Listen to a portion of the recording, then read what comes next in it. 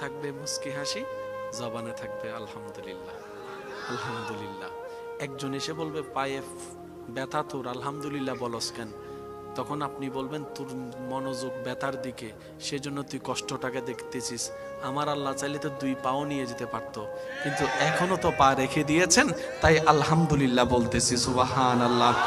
একজন বলবে ক্ষুধার্ত থাকার পরও তুমি খুশি মনে আলহামদুলিল্লাহ বলছো কেন?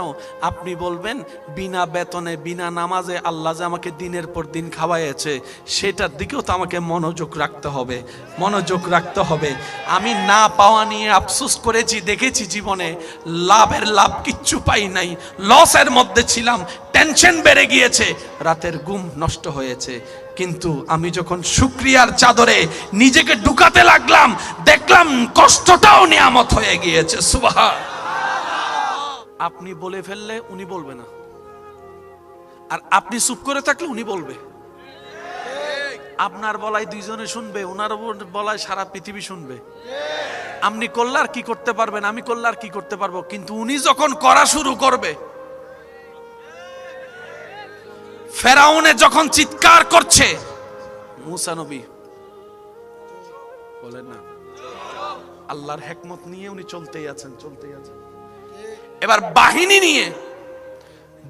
নিয়ে ফেরাউনের যখন মুসা নবীর পিছনে লেগে গেলেন, আল্লাহ পাক বলে যে অপেক্ষা কর। এমন ভাবে ডুবাইছে আর ওঠার সুযোগ। ও যুবক, ও আমার বোন, ও আমার ভাই, পৃথিবীতে আমরা চিরতরে থাকতে আসি নাই, যাওয়ার জন্য এসেছি। তা যাওয়াটা যেন এমন ভাবে হয় যেন আমাদেরকে আমাদের নবী দেখে খুশি হয়ে যায়, আমাদেরকে আমাদের আল্লাহ দেখে খুশি হয়ে যায়। বলেন না সুবহানাল্লাহ? আর একটু জোরে বলেন না সুবহানাল্লাহ? আজকে একটা কথা মনে রাখবেন, যে সমস্ত স্ত্রীরা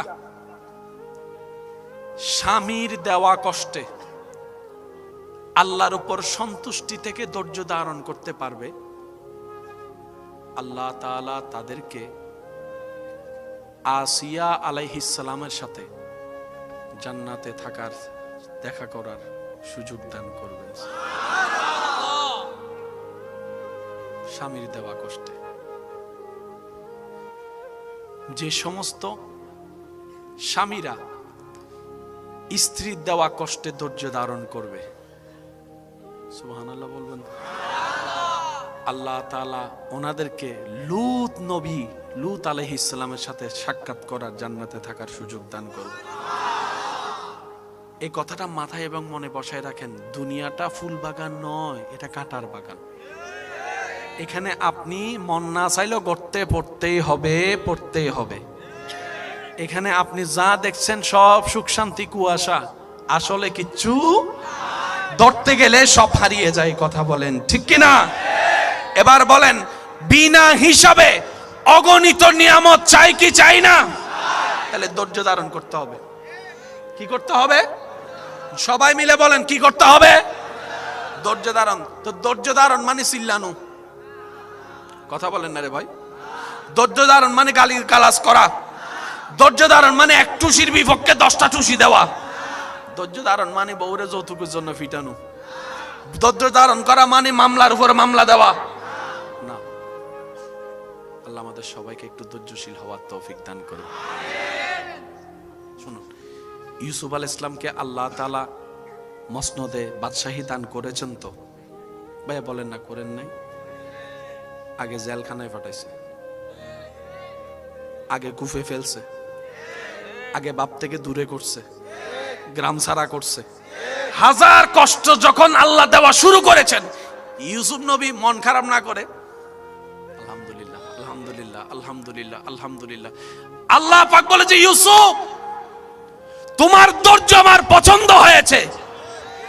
জগৎ তোমাকে কুফে নিক্ষেপ করে ধ্বংস করতে চেয়েছে, আমি আল্লাহর এবার কুদরত দেখো, তোমাকে জেলখানা থেকে বের করে আমি রাজ সিংহাসনে বসাইয়ে দিয়েছি। সুবহানাল্লাহ। ওই সময় আসা পর্যন্ত আমাদেরকে একটু, যারা ফডর হতা হই ফেলায় মনের এন্ডে শান্তি নেই তো। কিছু কিছু মানুষ দেখবেন কয় আমি স্ট্রেট ফরওয়ার্ড মানুষ, যা বলে একবারে মুখের উপর বলে ফেলি যে। আয় জিয়ান হয়ে বেড়ায় কি কেউ ডরাই দিনে জিয়ান হয়ে বেড়ে সাম্মা সাম্মা হইম দে সুরের মতো কি হতা ডাইরেক্ট হইম দে ভাই বলেন, কিন্তু ধরনটা যেন আল্লাহ এবং রসুলের পছন্দ মতো হয় ওইভাবে বলেন না।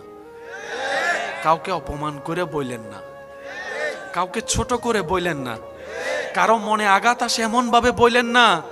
কারণ আল্লাহ তাআলা অন্য সব অপরাধ নিজ দয়া গুণে মাফ করলেও কোন বান্দার মনে আঘাত দিলে আল্লাহ সেটা মাফ করে না,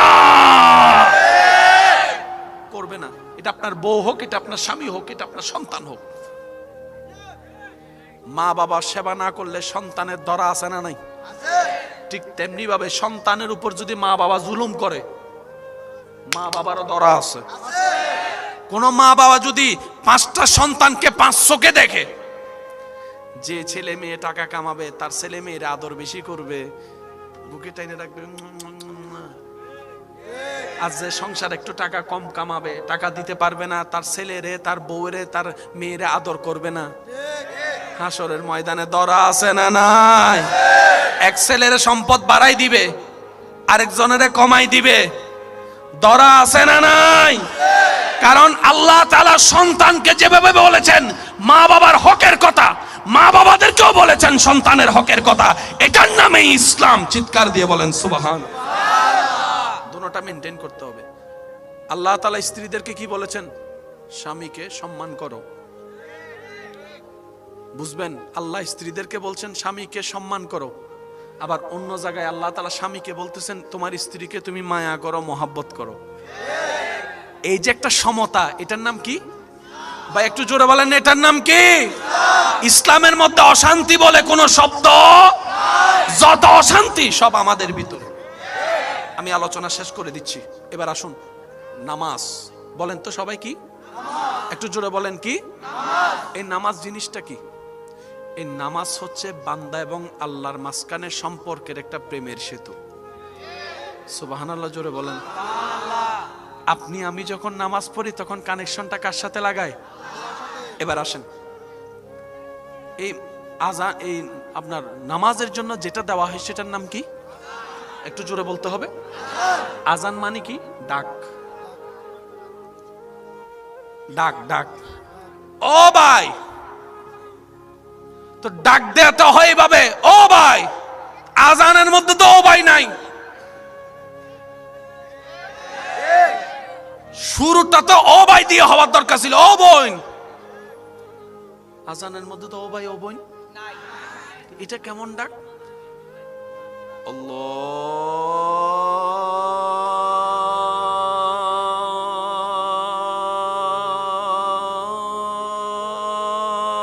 আল্লাহু আকবার, আল্লাহু আকবার, আল্লাহু আকবার। আর একটু জোরে, আল্লাহু আকবার। নামাজের জন্য ডাকছে আজান। প্রথম শব্দ হচ্ছে আল্লাহু আকবার। ও মুয়াজ্জিন, আল্লাহু আকবার বলার দরকার কি? ডাইরেক্ট বলো না, নামাজের টাইম হয়েছে, নামাজে আসো, শেষ। আজানও শর্টকাট হয়ে গেল। বলে যে না, আমি ডাকলে তুমি না আসতে পারো, বড় ডাকলে ছোট না আসতে পারে, নেতা ডাকলে কর্মী না আসতে পারে। সেজন্য নামটা শুরু করা হয় রবের নাম দিয়ে। ডাকটা আমি দিচ্ছি না, রবের রহমতে, রবের নির্দেশে, রবের পক্ষ থেকে আমি মুয়াজ্জিন ডাকটা তোমার কাছে পৌঁছাচ্ছি, তাই রবের নামটা আগে শুনিয়ে দিই। হাত আছে তো, হাতের গুনাহ, আঙ্গুলের গুনাহ, চোখের গুনাহ, নাকের গুনাহ আলাদা আলাদা। আল্লাহ কোনগুলা? কয় যেটা দুইছে সেটার গুনাহ। সুবহানাল্লাহ। এবার বান্দা যখন, আল্লাহ কয় মুখের গুনাহ। সুবহানাল্লাহ, সুবহানাল্লাহ, একটু জোরে বলবেন না? এবার বান্দা যখন মুখে পানি দেয়, এবার বান্দা যখন হাত ধোয়, হাতের গুনাহ। এবার বান্দা যখন পা ধোয়, পায়ের গুনাহ। ফেরেশতা বলে যে আল্লাহ, সে এখনো নামাজ শুরুই করে নাই। और जोर से कहो ना यार सुबहान अल्लाह। আল্লাহ ও এখনো নামাজ শুরুই করে নাই, তোমার সাথে প্রেমের সম্পর্ক এখনো লাগাই নাই। শুরু করার আগে, তোমার দরবারে আসার আগে তুমি এত দেওয়া শুরু করলা। আল্লাহ পাক বলে যে দিলাম কই, এখনো মাত্র গুনাহ সরাইছি যে না। আল্লাহ পাক বলে যে হাতের গুনাহ সরাইছস, আল্লাহ 120টা সরাইছি, একটা কাজ কর, 120টা সওয়াব যোগ কর। সুবহানাল্লাহ। গুনাহকে মাইনাস করছে, সওয়াবকে প্লাস করতেছে। এখনো সে মসজিদে যাই নামাজে দাঁড়ায়, সবসময় ঢাকা বরিশাল সিলেটে থাকে না, সে রবের রহমতের দরবারে চলে যায়। এবার রব বলছে আমার বান্দা যেহেতু আমার কাছে আসতেছে, গুনাহ মানে তো নাপাক, নাপাকি নিয়ে তো আমার কাছে আসতে পারবে না। ও ফেরেশতা একটা কাজ কর, গুনার বোঝাটা সরাই ফেলা। গুনার বোঝা যখন সরে যায়, পুরাটা পবিত্র হয়ে যায়। এবার আল্লাহ পাক বলে যে বান্দা আয়। তখন আপনি বলেন আল্লাহু আকবার। আমরা ঢুকে গেছি কার দরবারে? বলেন না কার দরবারে? তো ঢুকছি যখন একটু কথা বলার, এবার আপনি বললেন আলহামদুলিল্লাহি রাব্বিল আলামিন।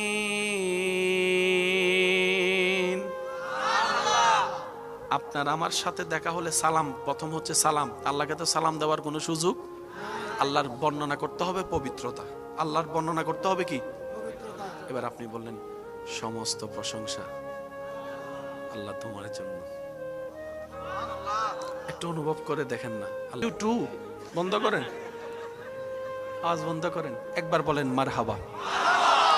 বলেন আমি বলতে না নাই, প্রত্যেকটা কষ্টের একটা বেতন আছে না নাই? বেতনের একটা পরিমাণ আছে না নাই? কারো বেতন 3000, কারো বেতন 6000, কারো বেতন 10000, কারো বেতন 20000, আছে না নাই? আনলিমিটেড বেতনওয়ালা কোন চাকরি? বলেন আনলিমিটেড বেতনওয়ালা কোন চাকরি? পৃথিবীতে কোনো চাকরি নেই যেটার মধ্যে আনলিমিটেড বেতন আছে, কিন্তু একটা চাকরি আছে যেটার মধ্যে আনলিমিটেড বেতন। সুবহানাল্লাহ বলবেন। আবার বলছি কথাটা শুনেন ভাইয়া, একদম সাইলেন্ট। আবার বলছি কথাটা শুনেন। পৃথিবীতে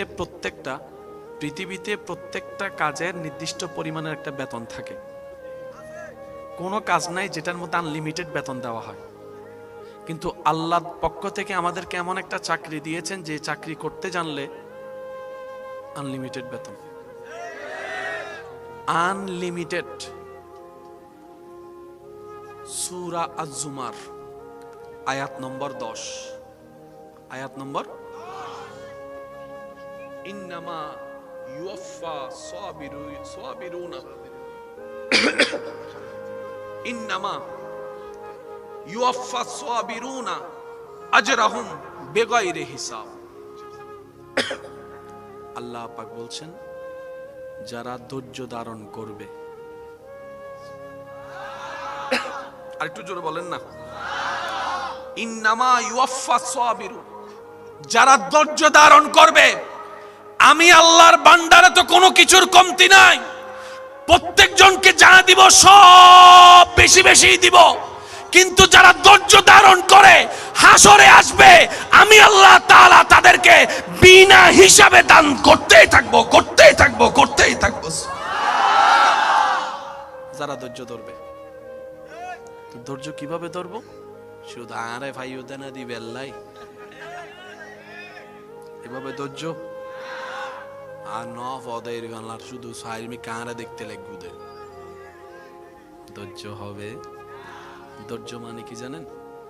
আল্লাহ তাআলা যেমনি রাখে, যেখানেই রাখে, যেভাবে রাখে। এখানে আরেকটা কথা নোট করবেন, যারা মাইকের আওয়াজে আমার আওয়াজ শুনতে পাচ্ছেন, আপনারা একটু শুনেন। এখানে অনেক মানুষ আছে টেনশনের ওষুধ খায়, ঘুম যাওয়ার জন্য ওষুধ খায়, রাত্রে ঘুমাইতে পারে না। আপনি হাজারভাবে চেষ্টা করেন, একটা হচ্ছে নরমালি, আরেকটা হচ্ছে মেডিসিন দিয়ে। বেশ কম আছে ভাইয়া, আমি কি বুঝাতে পারছি? একটা নরমাল ঘুম, আরেকটা হচ্ছে ওষুধের কারণে ঘুম, এক নয়। একটু বলেন না রে ভাই। গাছের আম আর ওই কেমিক্যাল দিয়ে আম, এটা যে খায় সে নিজে বুঝে। গাছের